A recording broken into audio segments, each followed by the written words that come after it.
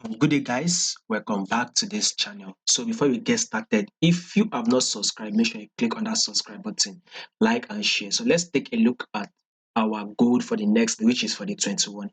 Now, we actually did analysis yesterday, right? I told you guys that we will be having a bullish move on this our gold. So today, this is the bullish move we actually had. We've made about, we're about close to 300 pips, or we like call it points, anyhow you want to see it, about 300 pips on our gold. We actually made that movement today, right?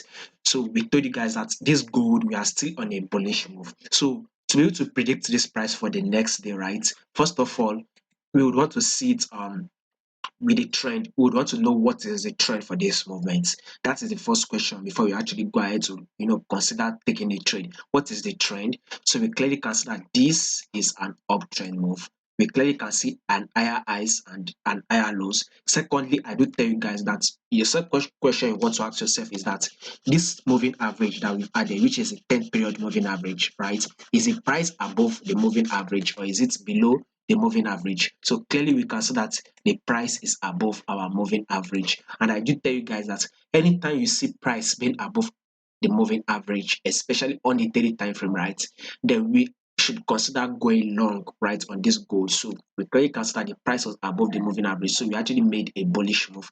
Now the next day, right, we kind of like we would have a bullish move, then a pullback will happen, which will be more visible on the 4-hour time frame, but I am not sure if it will be visible on the daily time frame. But we know that the next day, which is 21, we will still have a bullish move.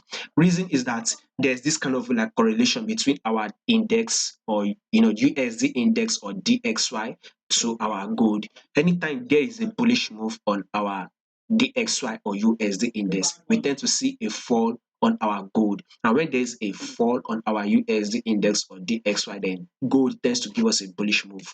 So when you take a look at this DXY, right, you see that we are on a bearish move, right?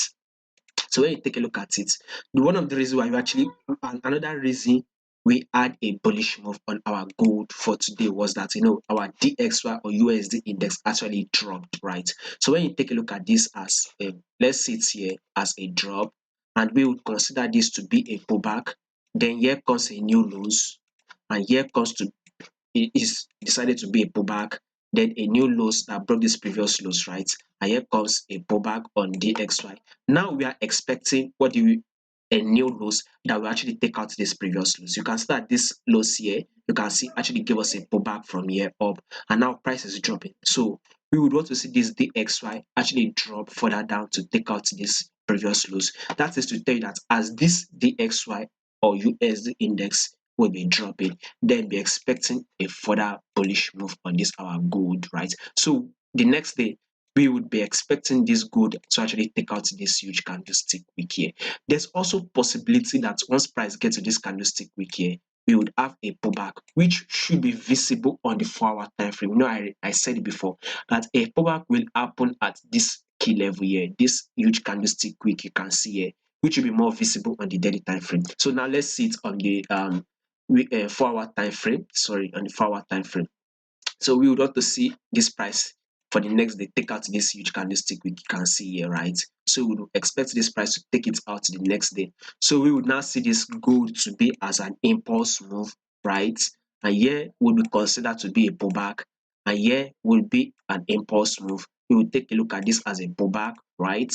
Impulse move here, and we will consider this to be a pullback. So this pullback is going to give us like way to actually go ahead to go long on this gold. So therefore we will be grabbing more bullish move on this gold. So we should go ahead to take a buy on this our gold. So if you can go long and take out this huge candlestick wick here, right? Once the pullback has happened, then you can go ahead to opt out of your profits. Once price breaks above it, then you can go ahead to take the trade. And if price gives us a pullback, then it will be another opportunity to go ahead to go long. Above all, gold, we are on a bullish move. And we can also see it that this gold is trading above our 10-period moving average. As long as it is still above our 10-period moving average, then definitely this is a bullish move and we should go ahead to go long for the day.